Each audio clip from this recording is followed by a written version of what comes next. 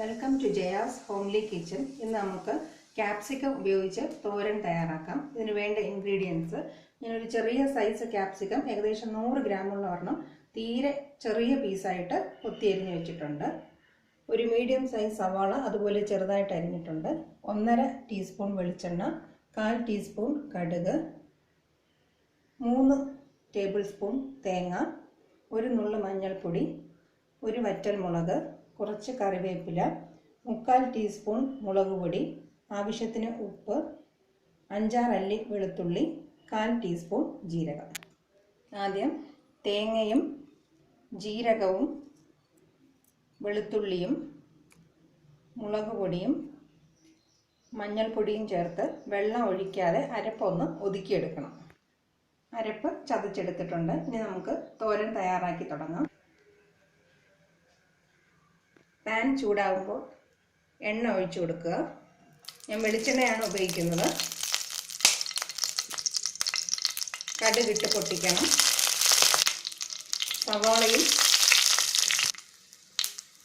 കറിവേപ്പിലയും വറ്റൽമുളകും ചേർത്ത് കൊടുക്കണം. സവാള ചെറുതായിട്ടൊന്ന് വാടി തുടങ്ങുമ്പോൾ ചെറുതായിട്ട് അരിഞ്ഞു വെച്ചിട്ടുള്ള ക്യാപ്സിക്കവും ഇതിൻ്റെ കൂടെ ചേർത്ത് കൊടുക്കുക.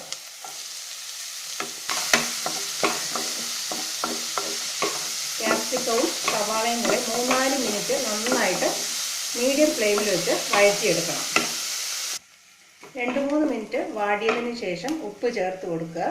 ആദ്യമേ ഉപ്പ് ചേർത്ത് കൊടുത്താൽ ക്യാപ്സിക്കത്തിൽ നിന്ന് ഒരുപാട് വെള്ളം ഒലിച്ചു വരും.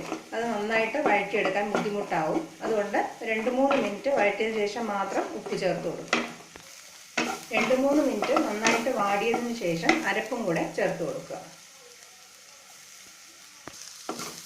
അരപ്പും കൂടി ചേർത്ത് 2-3 മിനിറ്റ് നന്നായിട്ട് ഇളക്കി മൊരിയിച്ചെടുക്കണം. ക്യാപ്സിക്കം തോരൻ വളരെ എളുപ്പം ഉണ്ടാക്കാവുന്ന ഒരു കറിയാണ്.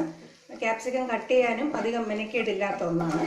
തലേ ദിവസം തന്നെ നമ്മളത് കട്ട് ചെയ്ത് ഫ്രിഡ്ജിൽ വെക്കാമെങ്കിൽ വളരെ എളുപ്പം രാവിലെ വർക്ക് ചെയ്യുന്നവർക്കാണെങ്കിൽ പോലും എളുപ്പം ചെയ്തെടുക്കാവുന്ന ഒരു തോരനാണ്.